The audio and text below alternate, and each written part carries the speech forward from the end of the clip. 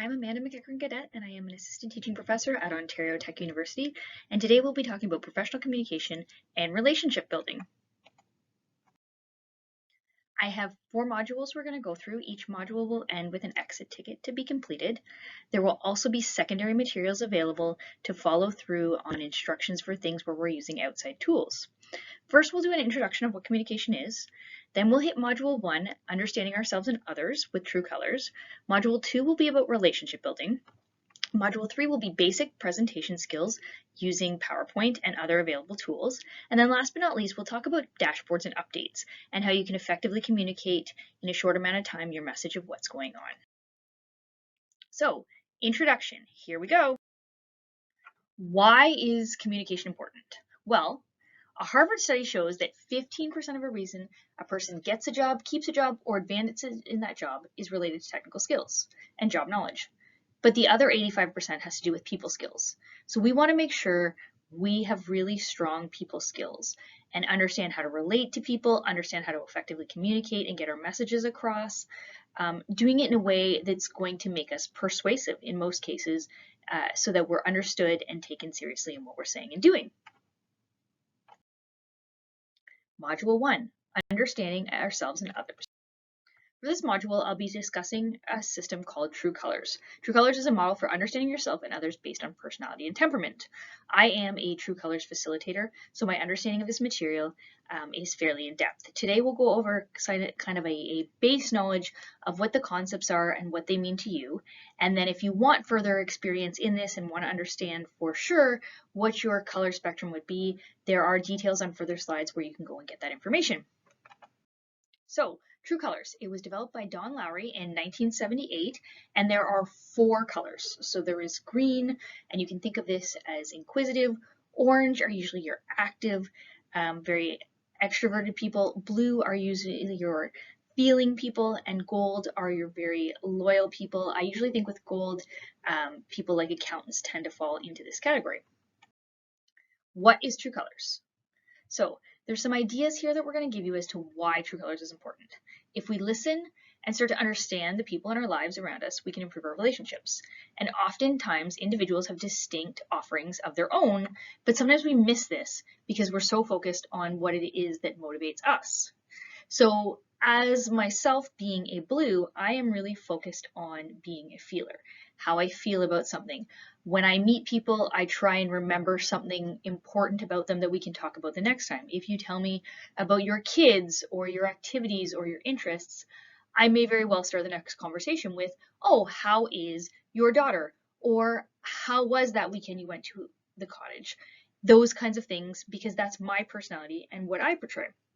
But other groups of people may not react well to that. For instance, a green who's very much more inquisitive and looking for knowledge and growth and kind of focused isn't so much interested about the feelings. So I would approach them on a more factual basis, on a level that takes their interests into consideration to get my message across to them clear, to make sure they're understanding it, and to make sure that they're more open to continuing the dialogue. So who uses True Colors? The truth is I have been in education and had it while I was a student. I had it done while I was in industry, that we had somebody come in and do it. And now that I am teaching, I have done my facilitator course with many people across the globe in many different industries, including government, education, and military. We're all in our session. It has been identified as a really easy to understand method for personality, and when people understand personality, they're better able to handle situations and relate to each other. At the last company I worked for, we actually had our True Colors on our desk after we completed it. And the idea was if you had it on your desk and somebody approached you who wasn't as comfortable with you or didn't know you as well, they could look over and simply see your colors and say, that person's dominant color is green, or that person's dominant color is blue, and it just gives you an idea of how to frame a conversation to have a better situation and to make everyone feel more comfortable. And you're always going to get further along if the people can relate better to each other. So, importance of True Colors, what are we getting from what I just said?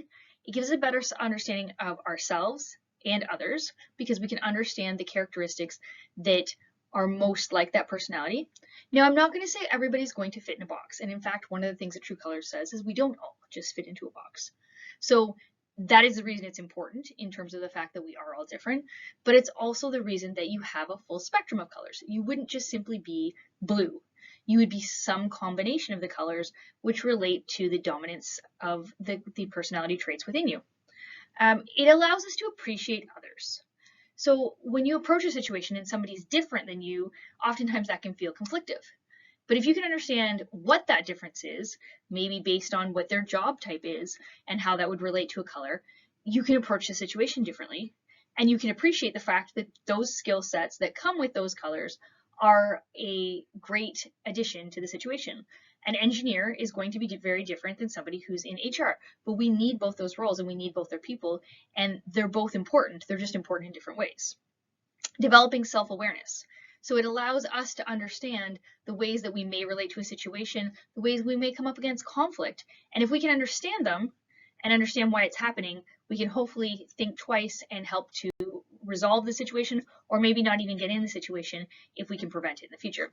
And also when we're building teams, if we understand the styles of our colleagues, we'll be better able to build teams which are going to have more success. So we've started to talk about the colors. Now I'm going to go through them one-on-one and kind of explain to you the strengths, the joys, and the values of somebody with that predominant color. So as I said before, I'm a blue, so we're going to approach blue first. The strengths of a blue: authenticity, caretaking. They're the type of person that if something's wrong are going to try and facilitate a solution to the problem if they see that. They're going to try and communicate and resolve issues. They're compassionate, imaginative, and peacemaking, the one in the group who's probably going to try and make everybody get along. What makes them happy or brings joy to their life? They like to be accepted.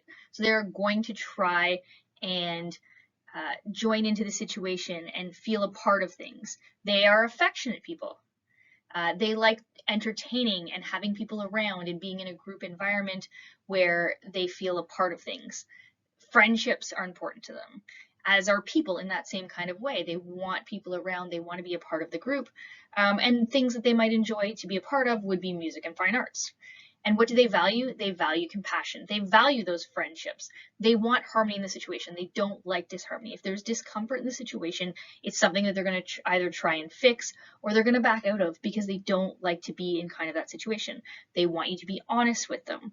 They value your relationship. So if you're in a business setting with someone who you're working with, they're going to really value that relationship, and it is important to them that you also value it, or you show that there's value in it and you want to continue it. And they value autonomy to continue to grow in what they're doing. Gold. So what are goals? What are we thinking of when these people? As I said before, we can be thinking of things such as accountants would be an area that these might fall into. They are people who are very accountable for what is going on. They're trustworthy. They're detail oriented. So they're going to work on making sure that if there's a balance sheet, that it is correct. They are prepared for the situation. So they're the person you want to take with you on that hiking trip because they're going to make sure everything is organized. You have all the supplies you need, that everything is going to move forward the way it should, and everything has been thought of and taken care of. They're probably going to have a check sheet with them. What brings them joy? That preparedness, being ready to go and being ready for what's going to happen to them or what could happen to them. They've probably analyzed the risks of the situation and are coming forward with possible solutions to things that could happen. They're going to have that bag full of extra supplies in case you get a cut, in case you need a sling, all those kinds of things. They value things being completed. So when they start a task, you can trust that they're going to have a plan to finish it, and they're going to complete it and give you the end product. They are leaders within your organization, within your life. They value family and being a part of that organization that is the family, the group and the cohesiveness of it, that close-knit piece of the puzzle. Again, organizing, planning. If you've got a manager like this, if you have somebody on your team that's like this, you know that they're going to be ready for whatever the job is and they're going to get it completed on time for you. And what do they value? They value authority. They believe in following the process and being organized. They value closure. So that is that from beginning to end, you can trust that it's going to get done. And they want to know that you're going to get things done, that things aren't going to be left with loose ends, because those loose ends are what are going to be a stressor for them. They value integrity. When you say something or you say you're going to do something, they value that that is true to you and that you're going to stick with that. And order, stability, procedures. Greens, these are your more inquisitive people. I usually think when I think green, I think scientists, I think engineers, I think people who are focused on learning things to develop new solutions. They could be entrepreneurs, even would fall probably into this category in a lot of cases. They want to understand complex subjects. They have a logical and systematic approach. So where we said the blue is going to be kind of emotional about how their reaction is, the greens are going to be very logical and oriented towards getting things systematically done through the process. And if something doesn't go right, we go to the next step. They're innovative. So that's why I said entrepreneurs. Very analytical in nature. They're going to take in information and find solutions or find patterns in it. Very intellectual and philosophical. I always think many colleagues here at the university are probably greens. What brings them joy? What makes them happy? Acknowledgement of their own ideas. So they like to be independent thinkers. They're not so much about the group think, they're about their individual think and working on things that make them happy or that they're interested in as opposed to the larger group. They like to design and discover and problem solve, develop new systems and ideas, and they're all about self-improvement to continually move forward and kind of be better on the spectrum of what they're learning or what they're doing. And what do they value? Accuracy, data information. So that's why I say a lot of people in the university who are doing a lot of research, these are things that are characteristics of them. Innovation, they value knowledge. If you are talking to them and you're having a conversation and you can show your knowledge on the subject and some information or facts that you think are really exciting or different, those are things that they're going to see as something that they're going to probably want to take in. They value questions. What is going on here? Why is it going on? How can we answer this? And they're really big picture thinkers. How are we going to get to that end solution? So then we have orange as our fourth color. Orange people I think of as the creative people, as the actors, as the athletes, kind of the ones who are generally extroverted in nature and going to be going out and doing things and presenting things. Being a part of the group is something that's really important to them. So they are adaptable to change. I always say I am the person, I like to know in a day what's going on, when it's going on, and I like to stick to my schedule. The oranges are the ones you're going to say, hey, it's 2 o'clock, Tim. Do you want to go get sushi? And the orange is going to be like, yeah, sounds like a great idea. Let's go. And they're really good with that. Adventurous. They're going to go on those adventuresome trips. They're going to be the ones that are going to push the envelope sometimes. They're bold. They're confident. Charming and charismatic often come to mind with these things. And as I said, spontaneous. What brings these people joy? So being in charge, they like to take charge and say what the next thing is that's coming. They are competitive in nature, so they want to win the competition. They want to be the best. They are good at crisis management because they don't get stuck in the details of what's going on. They are adaptable and flexible, and they can keep us moving on. They enjoy excitement. They enjoy, as I said, leading and being in charge, and they also enjoy recognition for doing a job well done. What are their values? They value action, challenge, freedom, fun, humor, and variety. So they are the people that are going to be happy jumping from task to task or activity to activity in a day or a week or a month. They're probably not going to want to stay in a job for 20 years because as their interests change, as things in the environment change, they too want to change and gain more out of it. Understand what the colors are, we want to use this information to help better our communication with others. So we're going to talk about how you relate to different colors. As I talked about before, I'm a blue.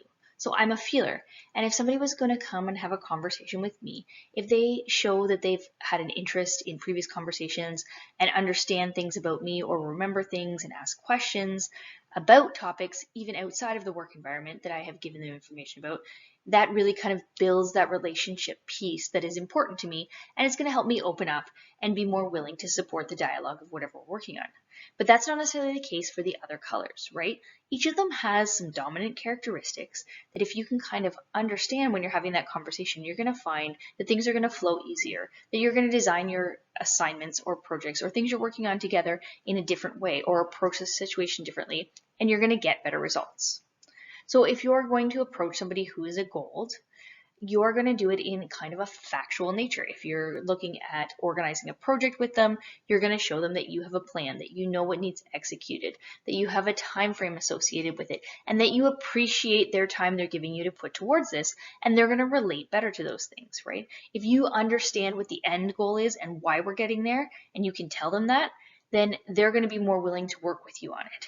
With the green, you really want to show that you support their ideas, that you support their knowledge, and that you really value them as part of the team for the skills that they're bringing to the table. So they're more skill-based in knowledge. You're going to ask questions to show that you value that knowledge that they have. When I approach a green in most situations, I will try and bring up something that I know they're interested in, whether it's something that they're researching or something that they're working on at work or something I've seen that is something that they're passionate about, and ask questions to show that I am engaged in what is important to them, because that's kind of what's going to drive the conversation.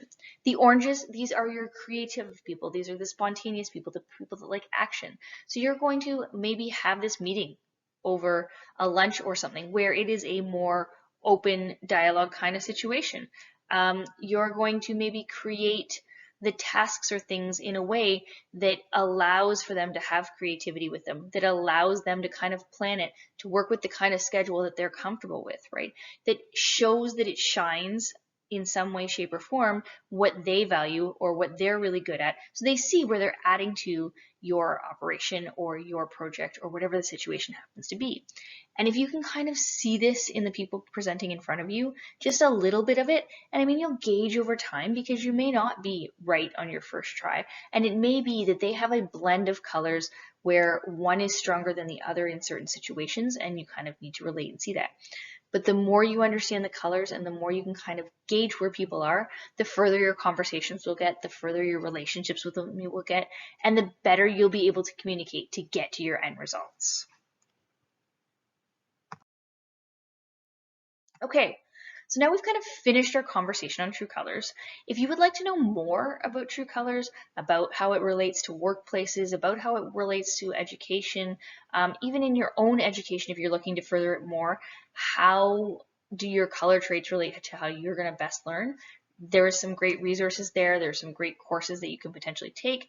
You could also do your full true colors assessment, which would give you your spectrum and show you how your major colors, your primary colors dominate your personality in certain ways, but how the other colors along your spectrum also play a role depending on situations. So you can get a full knowledge information on this website. Now there is some cost to some of these things, but that would all be laid out on that website. So where else can we take understanding our personality traits? We can take it to what careers we're looking to go to. If you're looking to understand how the personality traits you have and your interests and things would best relate to your career or life planning and ways that maybe you can move forward, whether it's a change, whether it's extending your current role, there's some really good resources here. There's some course pages you can take, some quizzes and assessments, and it all really ties back to this understanding our personality traits, understanding who we are, and then taking those things and putting them in a way that's going to allow us to best show ourselves and have the most success in our career and our life. And with that, we have hit the Module 1 exit ticket. There are 4 tasks assigned here that are going to finish Module 1 for you to work towards your micro-credential. So for each of the 4 questions, you're going to provide approximately a 1-paragraph response to kind of explain what you've learned from this session. The first one being, identify what your true color is based on the characteristics we talked on the other slides, and provide some example characteristics about yourself that support this response. The second thing, what do you see as your weakest color? So we've talked about what your strongest color is. What is your weakest color? As I talked about in earlier slides, my weakest color is orange. So that is my least dominant color, and it affects me in certain ways in how I might relate to a situation. So what do you think yours is? And give us some examples of how you see that playing out in your job or in situations. What characteristics about you make that your weakest color? Number 3, identify someone you work with and what you think that their primary color might be. And now that we've had all this discussion, how could you approach them differently in order to work better as a team or garner better communication with them? And then last but not least, knowing your identified personality traits, go to the ONET data and identify a career that interests you. Go to the section titled Detailed Work Activities. Do you see the relation to your primary color? So once you've gone to that section and you've kind of looked at what the detailed work activities are for something that interests you, tie that back to the characteristics that we talked about in these True Colors module and show us some examples of how you see these things relating. And that will finish us off for Module 1.